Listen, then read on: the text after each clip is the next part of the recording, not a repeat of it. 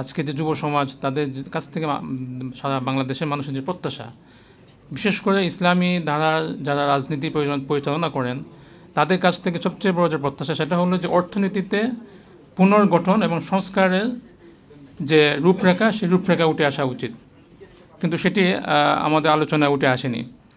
আমরা জানি যে আজকে বাংলাদেশে 100 বিলিয়ন ঋণ, বৈদেশিক ঋণের বোঝা বাংলাদেশের মানুষের মাথায় আছে।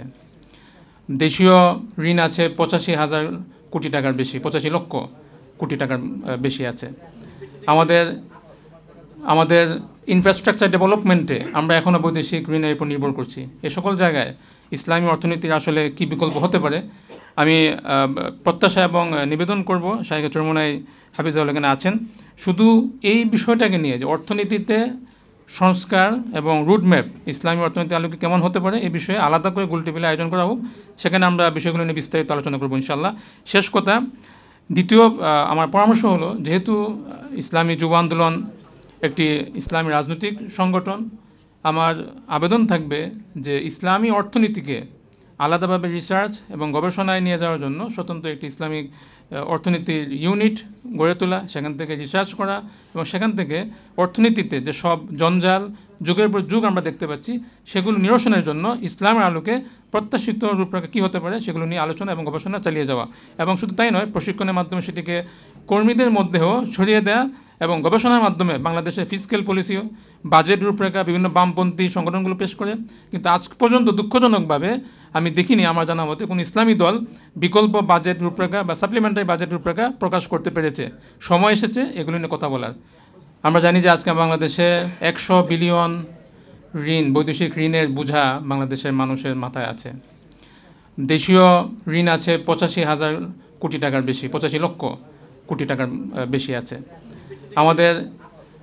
আমাদের ইনফ্রাস্ট্রাকচার ডেভেলপমেন্টে আমরা এখনও বৈদেশিক ঋণের উপর নির্ভর করছি। এ সকল জায়গায় ইসলামী অর্থনীতির আসলে কি বিকল্প হতে পারে, আমি প্রত্যাশা এবং নিবেদন করব। শাইখ চরমোনাই হাফিজাহুল্লাহ এখানে আছেন, শুধু এই বিষয়টাকে নিয়ে যে অর্থনীতিতে সংস্কার এবং রুটম্যাপ ইসলামী অর্থনীতি আলোকে কেমন হতে পারে এই বিষয়ে আলাদা করে গোল টেবিলে আয়োজন করা হোক, সেখানে আমরা বিষয়গুলো নিয়ে বিস্তারিত আলোচনা করবো ইনশাল্লাহ। শেষ কথা, দ্বিতীয় আমার পরামর্শ হলো, যেহেতু ইসলামী যুব আন্দোলন একটি ইসলামী রাজনৈতিক সংগঠন, আমার আবেদন থাকবে যে ইসলামী অর্থনীতিকে আলাদাভাবে রিসার্চ এবং গবেষণায় নিয়ে যাওয়ার জন্য স্বতন্ত্র একটি ইসলামিক অর্থনীতির ইউনিট গড়ে তোলা, সেখান থেকে রিসার্চ করা এবং সেখান থেকে অর্থনীতিতে যে সব জঞ্জাল যুগের পর যুগ আমরা দেখতে পাচ্ছি সেগুলো নিরসনের জন্য ইসলামের আলোকে প্রত্যাশিত রূপরেখা কী হতে পারে সেগুলো নিয়ে আলোচনা এবং গবেষণা চালিয়ে যাওয়া, এবং শুধু তাই নয়, প্রশিক্ষণের মাধ্যমে সেটিকে কর্মীদের মধ্যেও ছড়িয়ে দেওয়া এবং গবেষণার মাধ্যমে বাংলাদেশের ফিসক্যাল পলিসিও, বাজেট রূপরেখা বিভিন্ন বামপন্থী সংগঠনগুলো পেশ করে, কিন্তু আজ পর্যন্ত দুঃখজনকভাবে আমি দেখিনি আমার জানা মতে কোনো ইসলামী দল বিকল্প বাজেট রূপরেখা বা সাপ্লিমেন্টারি বাজেট রূপরেখা প্রকাশ করতে পেরেছে। সময় এসেছে এগুলো নিয়ে কথা বলার। কথা এখানে শেষ করছি, কথাগুলো খুবই সংক্ষেপে বললাম, আশা করি বিষয়গুলো বিবেচনা রাখবেন। জাযাকুমুল্লাহ।